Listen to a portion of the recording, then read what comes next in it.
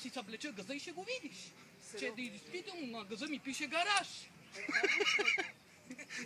Гараж за паркиране на коли. Да, в град Доспат. Какво стана в град Доспат? Една вечер пътувах пеша на автостоп. Отидох пеша там. През 2004 година. И? Отивам в бар Орфей. Като човек, като клиент. Седнах на масата. Поръчах си от бармана едно безалкохолно да пия. И през едно време идват някои си известни непознати лица от на майка си путката, изпаднала парашутистка, самолетистка там. Нито съм ги закачал, нито нищо не съм им направил. Накараха ме да взема краставицата. Хвърлиха ми 20 стотинки, като за Бог да прости, нати за благодарност. И ми викат, нати тази краставица и си я заври в газа. Ти завря ли я? Да, вземах краставицата, седнах отгоре над нея и я заврях. До вечера си у пространството. И после държавата Република България, властта и обществото на Република България започнаха да ме мъчат и да ме изтезават от глад и от скитнически живот и от просия. А правят ли кръст с мъде? И после ми правят топки. Топки кайма с мъде ми правят. И ми викат, дръж! Дръж, дой кравата! Дой! Дой и се не бой там! Дръж кравата! Яко! Без да падаш!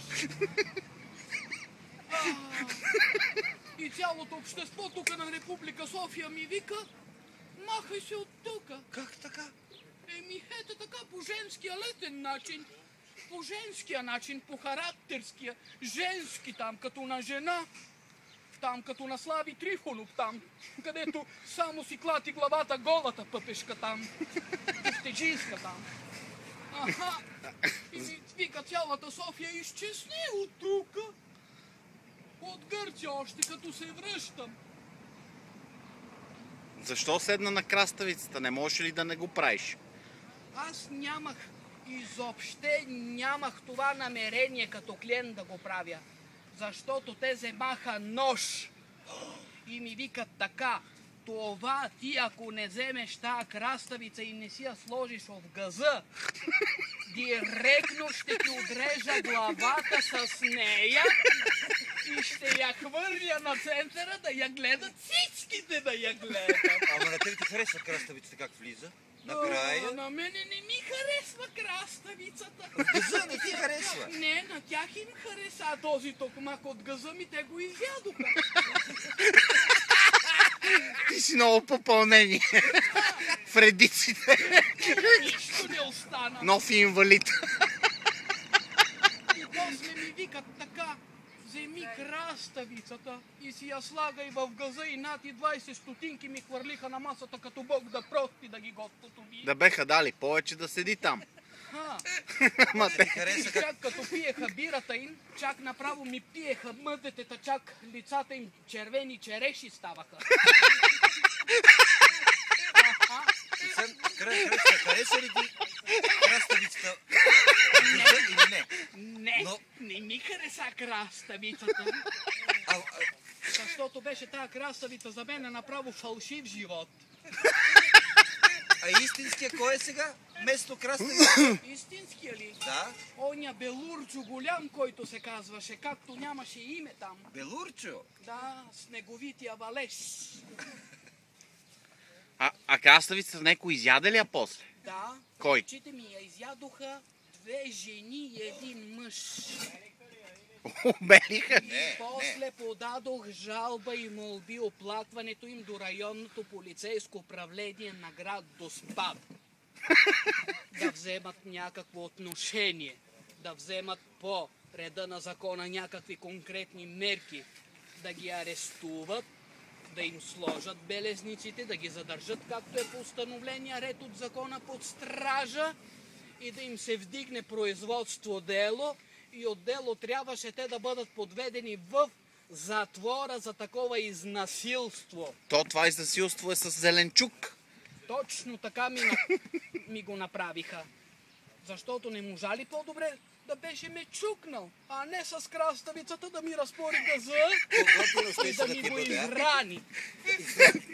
И после като отидох при лекара, спокойно се изпърдях газотрррр. Айде! А можеше да ти го ръгне на бара. И направо газа ми нищо не държеше. Рани кръв. И сега как е? И направо с моя гъс, с лайното си в устата да им ги наравя. А сега как е? Газът как е? Сега е добре. Шихте ли го или?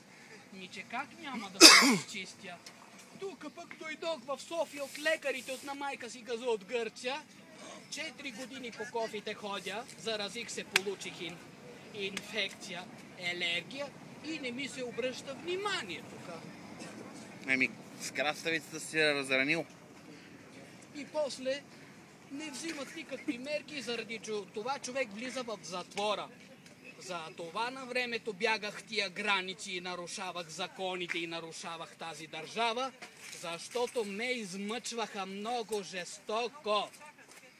Чакат ме аз да умра, гледат как да ме погубят, гледат как да ме убият, как да ме унищожат, гледат как да ме довършат от този живот, чакат ме да умра. И ти правят кюфтета от мъде.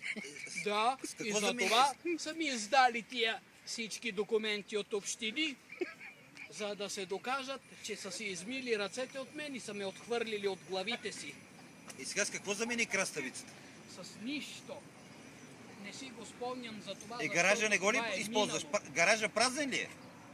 Гаража така си стои до ден днешен, откакто ме уволниха през 90-та година от казармата по болест, от изнасилство, от такава работа. И там ли? И ме уволняват като пенсионер и държавата не ми дава нищо. А това е нарушение на държавата, престъпление, и която ме кара да скитам.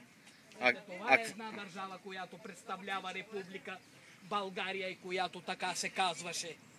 И ме подиграваха 39 години цялото общество. С ступаници, с ритници, с бой.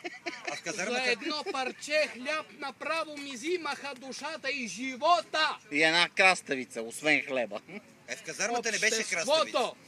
Това направи с мене и в казармата, и сега. А в казармата какво ти се случи точно? Написаха ми на газа гараж с големи букви за паркиране на коли.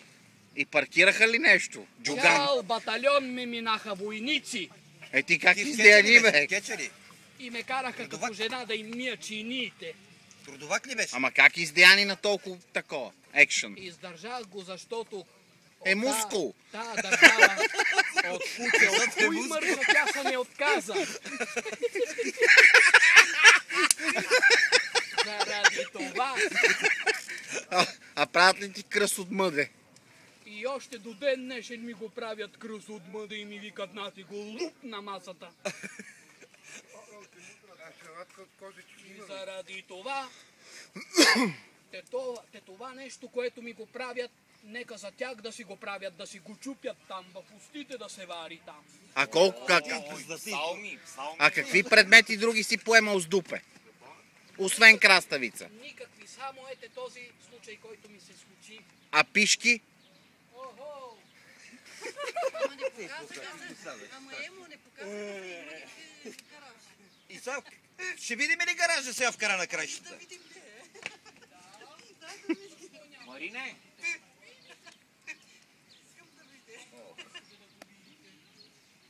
На газа му пишело гараж. И кой паркира там? Чао да се